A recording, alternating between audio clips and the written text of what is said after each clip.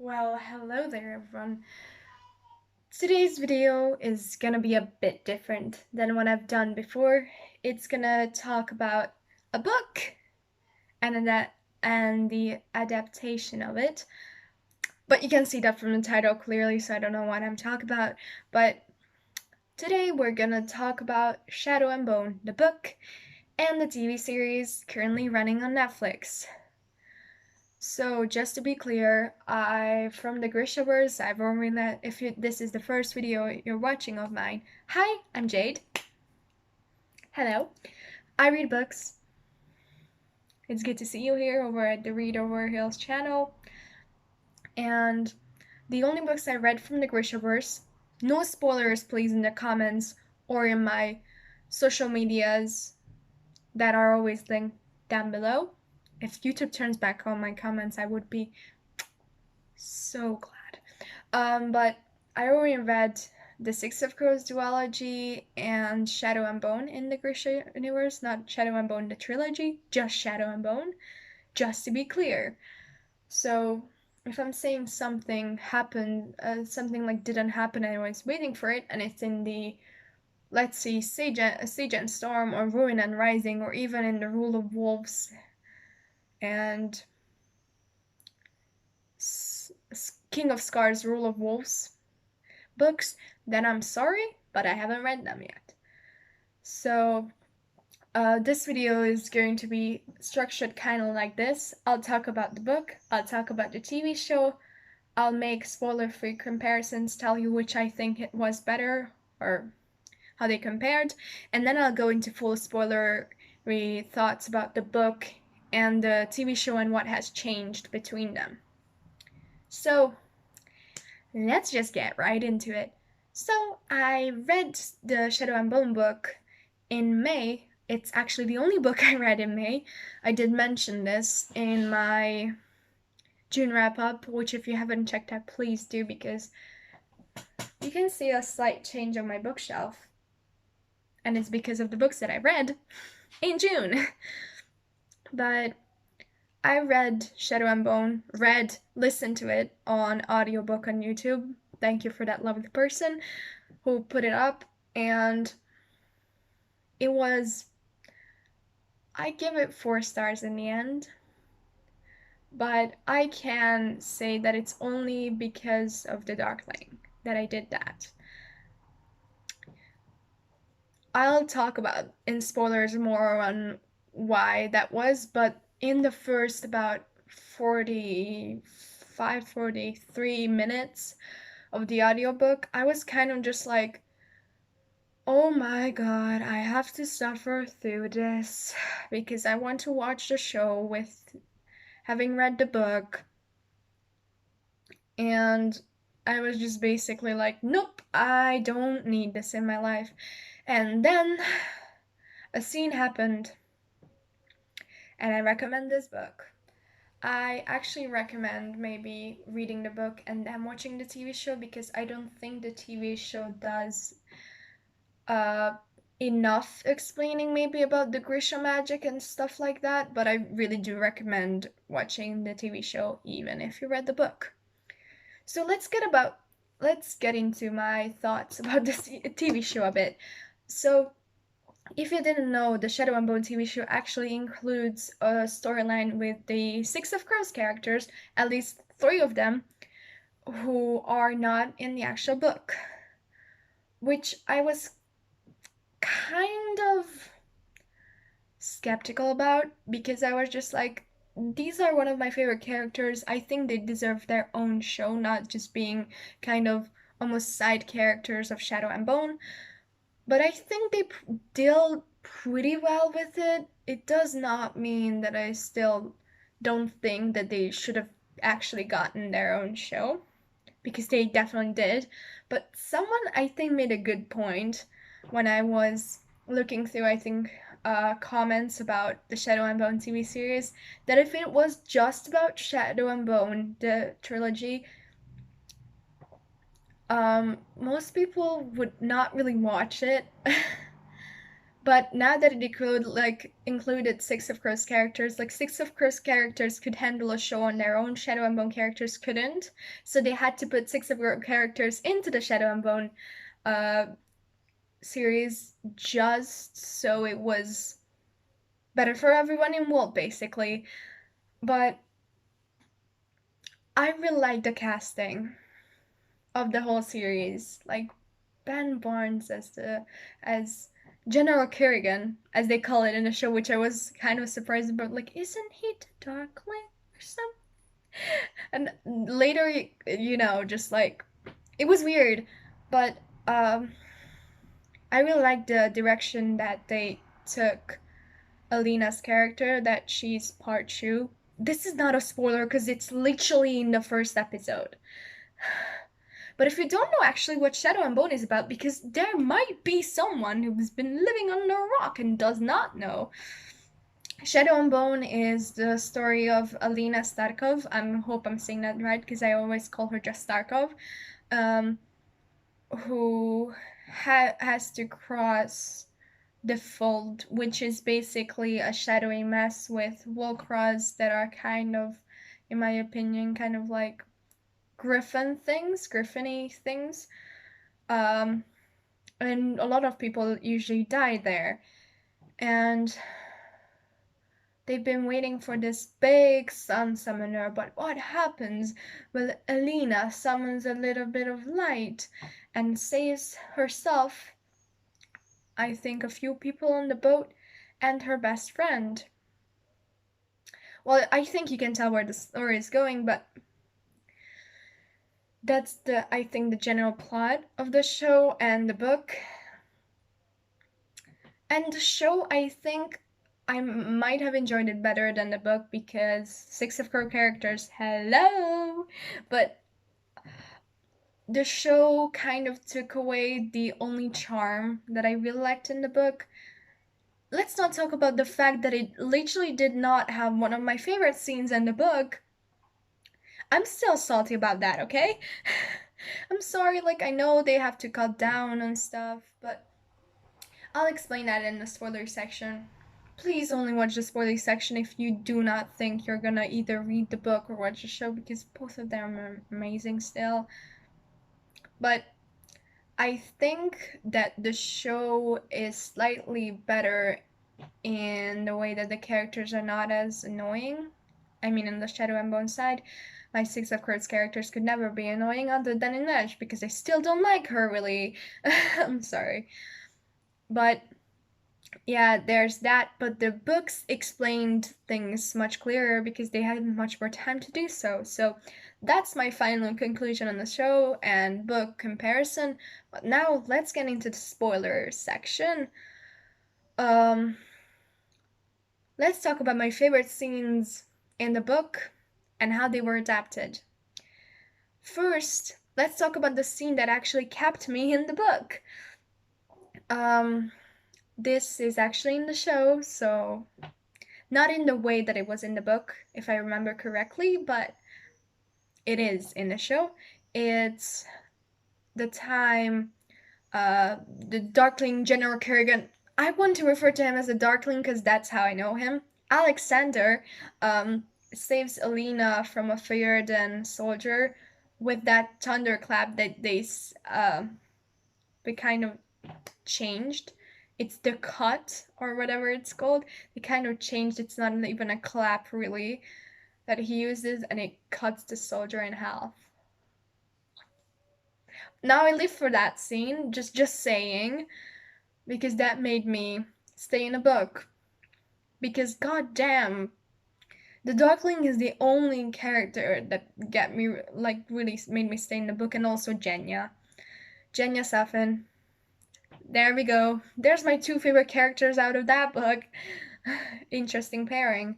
But the problem that I really had about that book is that, in my opinion, Alina Starkov is annoying and the typical chosen one, and I hate the chosen one trope now with the whole of my heart. Yeah. I think that's why don't really like to read Harry Potter anymore. I never have read all of the books. I only read the first two, I think, and then started the third one, which is my favorite one in film form, but never finished it. And now I'm currently on English on the first one again, but I don't think I'll ever finish it. I mean, I get the whole Harry Potter series, I mean, but I do want to read the Fantastic Beasts and Where to Find Them and Crimes of Grindelwald because I love these movies. Not the second one really, but let's not talk about that right now. So back to Shadow and Bone. Alina is the typical chosen one, and there's again a kind of love triangle in this book. And I'm sick of it. I know it was. I'm sorry, the lighting is kind of just giving up on me. Um, the I know this book was kind of published long ago, and those were like kind of the typical trends of that era, but now it's so like redundant, I guess that how you could say it. Like it's there's nothing new to it. I really like the magic system kinda. And I love the Six of Crows universe, so I don't have a problem with it. I just kinda wish it was different, if you get what I mean. Now let's get on to the scene that was left out from the book. That made me really mad, because it's one of my favorites, as I mentioned. So there's a scene in the book. There's a scene in the show that kind of had the first start of this scene because it was kind of a follow up. That Ivan, kind of the Kirigan's right hand, says that Kirigan never makes mistakes, or the general never makes mistakes. And there's a conversation where Alina and Kirigan, let's call him Kirigan, um, talk about his past and everything.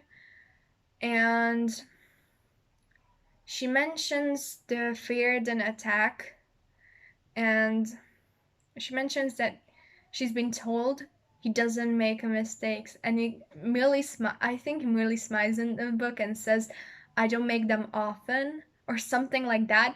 And that was one of my favorite scenes in the book. And they left that out of the show. Also, I have a few things with the show that I just kind of gotta mention. Uh, One of them is I think they kind of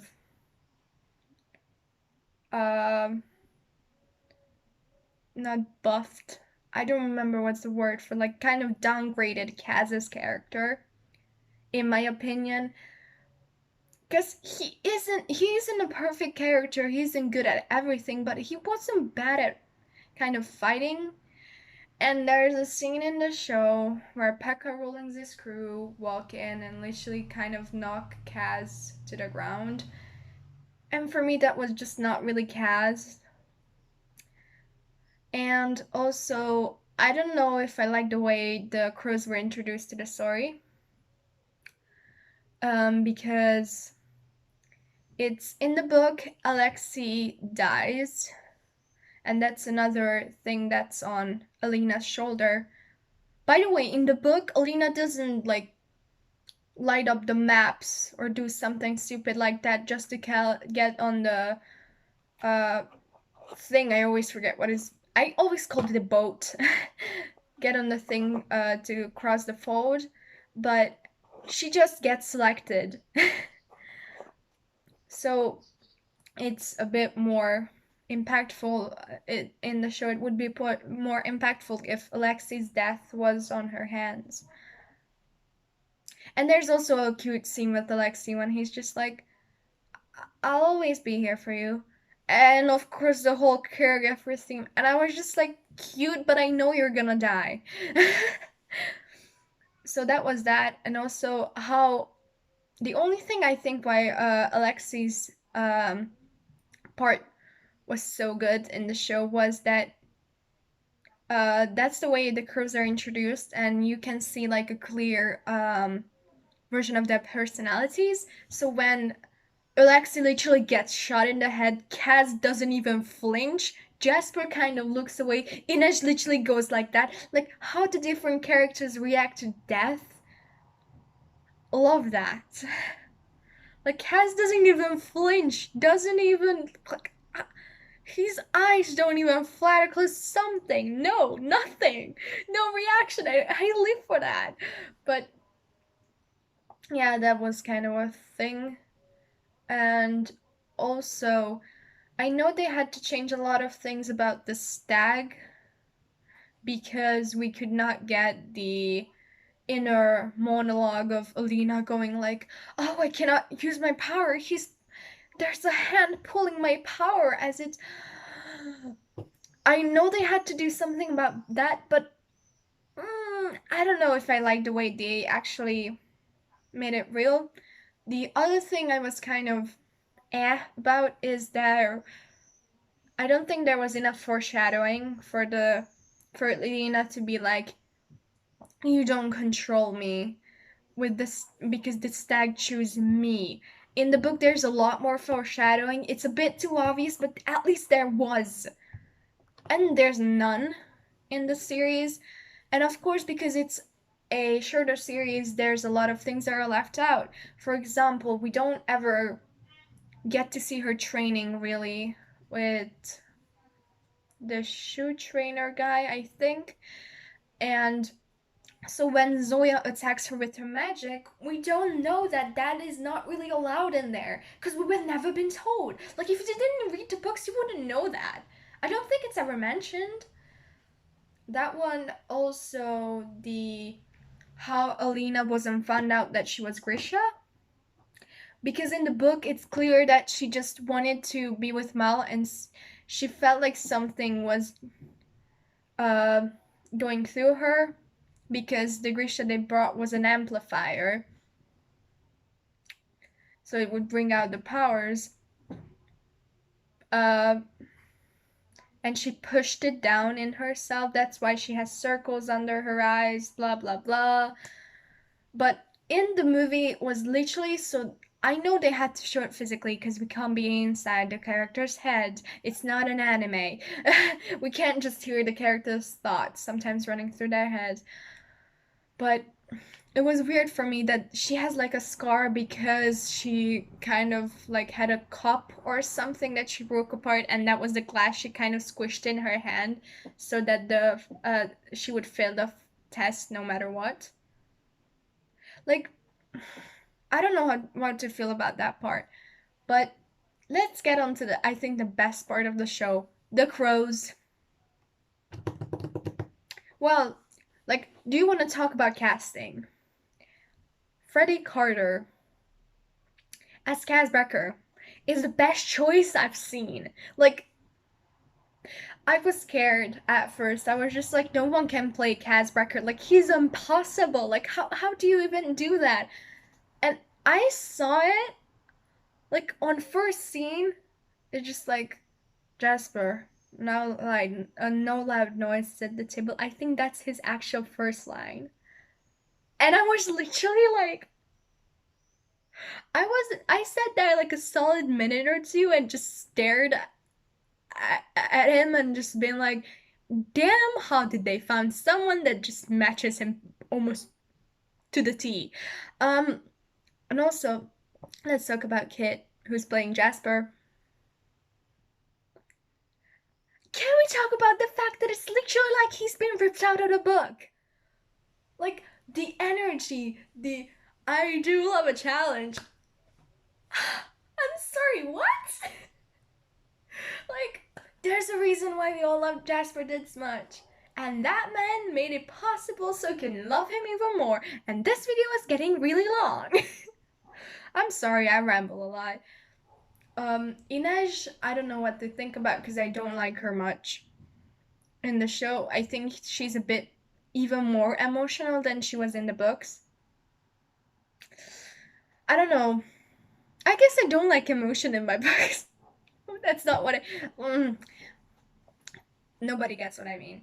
But I think overall, both of the different representations of this book brought something to the table. Like the book and the TV show brought something to the table in different aspects.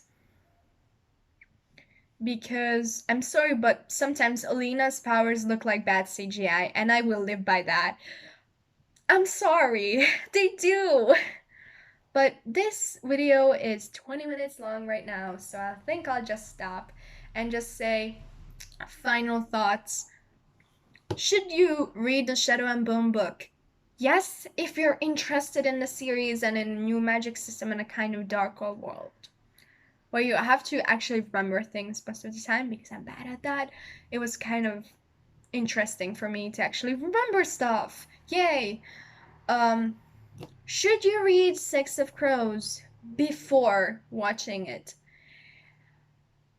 I would say yes, but that's only because I won't have everyone to read Six of Crows. I think you can get the characters pretty well even if you don't read Six of Crows.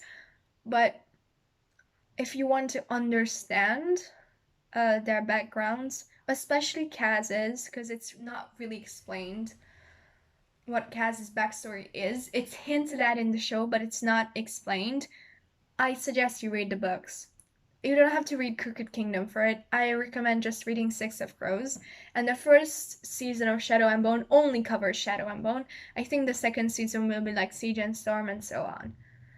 But should you watch the Shadow and Bone TV series? Yes. Should you read the books first? Probably. Then should you even watch it if you read the book and maybe didn't like it? Um, depends on if you have about 8 hours of free time, and I would give the show a try even then. Maybe just the first 2 episodes, and if you even after that you're just like I don't like this, then maybe leave it alone. But if you go into this, please do not expect something adult stuff. It's YA. It's gonna be cheesy. It's gonna be YA, okay? So I guess that's my thoughts on the Shadow and Bone show and book.